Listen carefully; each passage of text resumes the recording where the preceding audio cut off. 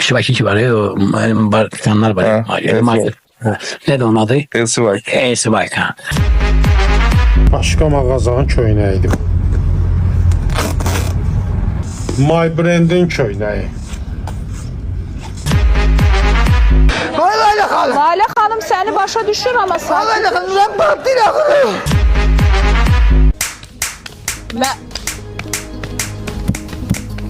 Ben xahiş edirəm. Axı niyə? Deli ne? Ya da oradan deli tahir gələdi. Ağıllı yatın çıxmır.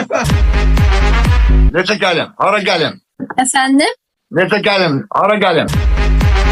22'den 6 çıxanda nə qədər qalır? 22'den çıxdım altına 18 qaldı.